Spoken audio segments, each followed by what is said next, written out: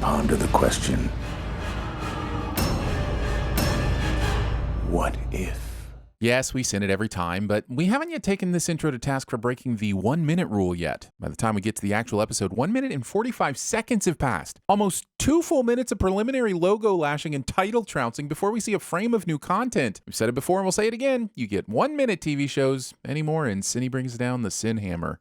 Is it cool if I take a picture with you? Yes, but it is not okay to carry your camera around with a full zoom erection at the ready like this. And here's another minute of just repeating the beginning of Iron Man with almost no changes. It's like my dad always said, if you didn't add any new wrinkles, why did you have to re-iron, man? In fact, the only thing the show removes is the ever-relevant MySpace joke. I'm about to move you out of my top 8, Marvel. Stay here! It appears as if random soldier guy gets taken out with some sort of shotgun with huge shot pellets and a wide dispersion. And my question is, how did Tony not catch even a scratch from any of that shot that went through these holes? Also, it appears they're traveling in the middle of the day, so how would the light source be low enough for this kind of light dispersion? The angle puts it right here, which honestly looks to be below the mountainous horizon. But it looks really cool, so I guess science, yeah? Granted, along with Luke's binary sunset and the falling dude hitting the propeller on the Titanic, this is one of the greatest shots in movie history. But the more you show it, the more you risk annoying us. It's like that one well-endowed guy in gym class who spends as much time naked as possible in the locker room. We get it, man. You can put that thing away now. We just watched a handball instructional video today. Not sure why you need the shower. Mr. Stark, were you injured in the attack? No, but I did spill my drink, and it was a 26 Macallan, so I'm pretty sure that's a war crime.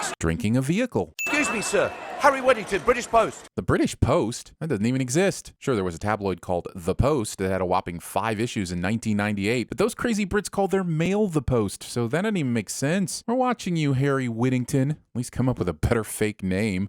Whittington. I think that's a real thing. It's just strange, since on the day of the attack, his unit was stationed 400 clicks away. Using the term click. Come on, to you military. You thought you could get away with going to the metric system by saying a cool word like click instead of kilometer. Not in my America.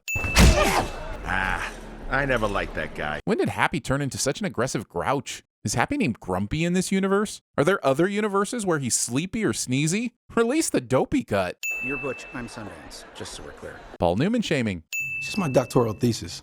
I developed plans for an automated combat drone. An easily searchable MIT doctoral thesis in a database that Pepper somehow hadn't been able to find? Bullshit.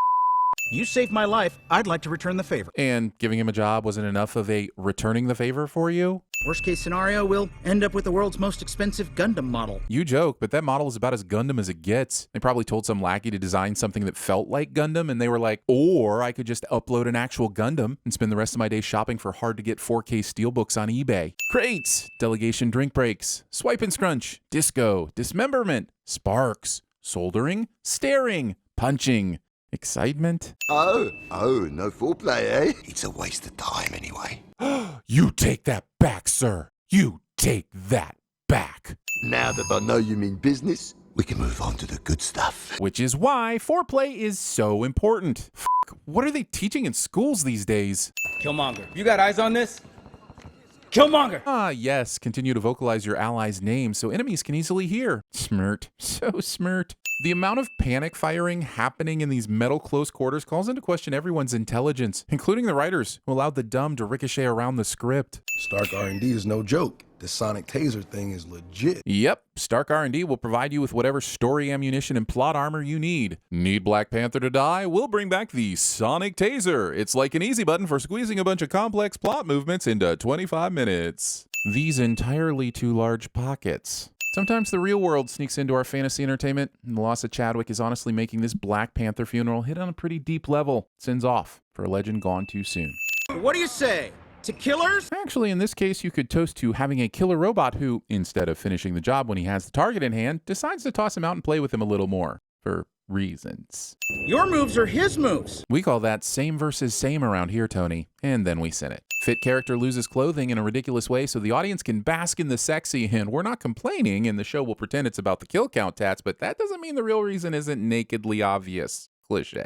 This sequence did not start with 13 years later, which is how long it should have taken for all these massive weapons to have been created. Congratulations, Lieutenant. You just invented 21st century warfare. With what? Killer drones? We've been doing those since the 20th century. I know these ones walk instead of fly, but remind me again exactly how that's an upgrade. Yes! Yes! Stealing Daniel Bryan's catchphrase. Wakandans are full of surprises. Wakanda vision. I come with the gift, an offering of justice. Sure, but how did you get in here? And why exactly are the Dora Milaje meeting you here in this oh-so-cinematic middle of nowhere? Oh, please. They're built by Americans. We'll be home in time for lunch. That's Americist. The drones operate via a hive matrix. How does she know any of this? They spelled Borg wrong. Also, these cars followed the flow of the arrows past their parking spot and then forced anyone behind them to wait while they backed in, like assholes. I want a little bit more than that. A button? A button? The droids are cut off from whatever nonsense matrix they use, but this easy button key fob bullshit powers them up via a backup transmitter? Where? When? How? This episode is trying to do all the narrative work of a full movie, but the condensed runtime makes it all feel unearned and silly. A button? Force field shields powering up on one side and an army of droids with pointy heads easily deactivated on the other side? This Battle of Naboo's so hard I think Jar Jar just became an official member of the Avengers. Killmonger leaps from a ledge and lands on a war rhino at the front of the pack, and how exactly do physics work in Wakanda? Or, better question, where did he jump from? There's no tall balcony behind him as he rides away. Also, I genuinely need a primer on Wakanda battle rhino use. They're all suited up for this skirmish with some battle droids, but in Infinity War, they left them in the stables? And yes, I know this is a different universe, but that doesn't make this any less confusing. Does Marvel even know how to end anything without a big fighter battle? When do we get the Marvel that ends with a rom-com wedding, or murder mystery reveal, or Bollywood dancing number? Boy, it sure is nice of the war droids to stop attacking so that our beloved characters can have a battle bonding beat. We cut back to Captain Grumpy Pants as if he's been watching this whole thing unfold. But did he ever even get the signal back? Did the easy button somehow restore his view too, despite being outside of the shield? I have no idea how any of this works, and I paid for this with my existing Disney Plus subscription, so it's my right to know every single detail. Venting your anger on the letter E. I'm getting heavy screaming cowboy vibes off the Watcher here, and now I'm sitting the show forgetting that. I'm gonna go with song stuck in my head again. With this herb, you shall become the next Black Panther. Drinking the purple stuff instead of the Sunny D. What? How did you get in here? Better question, how did she turn herself around in a dramatic reveal when her feet can't touch the floor and her hands are in her lap?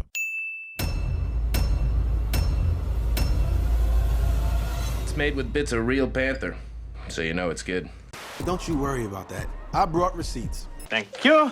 And this is my receipt for your receipt. We'll be like Butch and Sundance. Well, the way I figure it, we can either fight or give. If we give, we go to jail. I've been there already. Oh, no foreplay, eh? You know what? It's a waste of time anyway. No more foreplay. Ouch time.